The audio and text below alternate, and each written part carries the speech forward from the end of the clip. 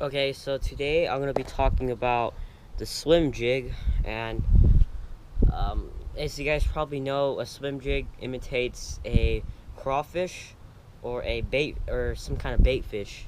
So yeah, let's get into it.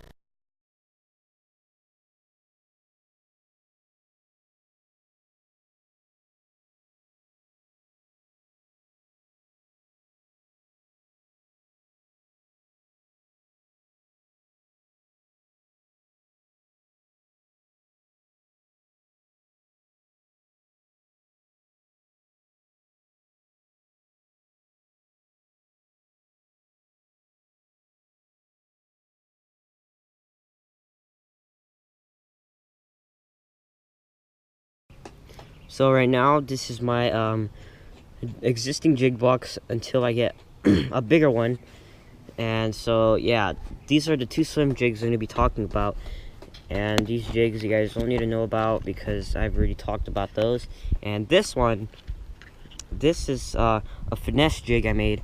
You could just make these pretty easily. All you gotta do is trim up the skirt so you could save some extra money not having to buy a separate finesse jig. Even though it's kind of a bigger, bulkier presentation as a football jig, and then it's still good. I mean, if you got a trimmed up skirt like that, then you just call it a finesse jig because you're gonna be fishing this in pressured water, and when you're fishing also clear water. So yeah, this also swim jigs, you're gonna be fishing clear water. So right here I have a Pepper Custom Baits white swim jig, and I have a Zoom Swimming Super Fluke in white ice color, and as my trailer. You can use any other white trailer if you want. You could imitate a crawfish for some reason on a white jig like this. I don't know why you're gonna do that, but basically, if you're down in California, you're either gonna be imitating a bluegill or shad. Anywhere else in the state, you could just imitate whatever you're imitating. But for swim jigs, it's either gonna be a shad or a bluegill. Now, when you're imitating a bluegill, you don't have to find the color that just says pumpkin seed or bluegill or anything. You could just get a jig that has like some kind of green pumpkin color or some kind of orange color that kind of imitates a crawfish. Saying like this one right here. It's a flipping jig, but maybe get something like that, and then make sure it's a swim jig though, and something like this with like green and some kind of dark red would be good. But for now, I'm using some jigs right here. But if you're gonna imitate a bluegill, get something with like green or orange or maybe some blue on it, and you'll be imitating a bluegill.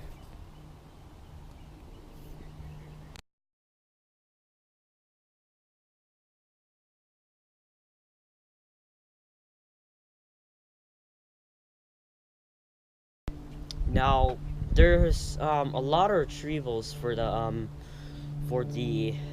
swim jig. Depending on what time of year you're fishing, and you know how to retrieve one bait, like a spinner bait or a chatterbait, then you just retrieve it like that. Like, just cast it out, maybe let it sink a bit, and then just do a straight retrieve. Now, the way I'm using a 3/8 ounce.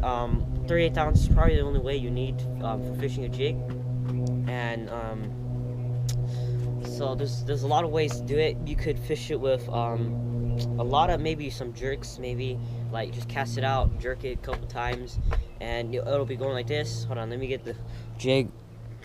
It'll be or else to move. It'll be just maybe going like this and then like that and just quicker. So maybe you guys see again closer. It'll be going like this, slower, and then going like that. And that's a great retrieve. But there's another retrieve. It's just a straight retrieve. It'll be just swimming like that, and that tail will just be swimming, adding some vibration to the water. So what I like to put it on, this is what I have it on. I have a a Shimano Chronarch with 10-pound P-line fluorocarbon, and I also have a 6'6" Lima glass rod. 10 to 12. You could go up to 12 maybe if you're going for some bigger fish, but right now I have 10-pound fluorocarbon because I'm just that's the only line we had. Plus, I think 10-pound is good for swim jig fishing also because it has a little bit lighter diameter than 12-pound test. Because if you're going with 12-pound, you're either fishing for striper or maybe a bigger bass. And yeah, so another tip for you guys. One time a year to use a swim jig that's imitating a shad is in the fall, because the fall time bass are going to be feeding.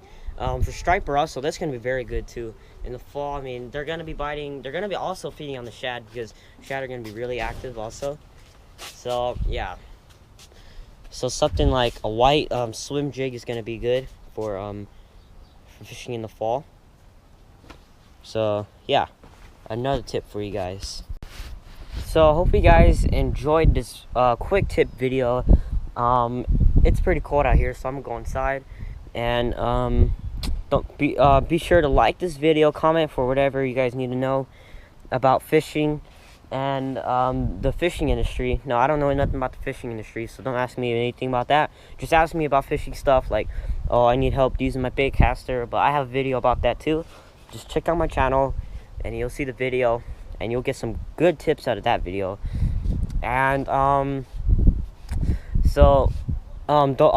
forget to subscribe to my channel. It'll really mean a lot to me. And I deleted that live stream video because live stream is just the video. I mean, or you're just live streaming, answering people's questions or solving people's problems with life or anything. I don't know, but yeah. So live streamers, I always on YouTube, I always see them keep it on for like 12 hours. So I just did that same thing too. I didn't want to keep it on for extra views because I thought that was like, you know what? No, I'm not gonna get any other people to, like, you know, just watch me talk about fishing or anything else. But so yeah, hope you guys enjoyed this video. And once again, I'm Andrew Yang, and peace out.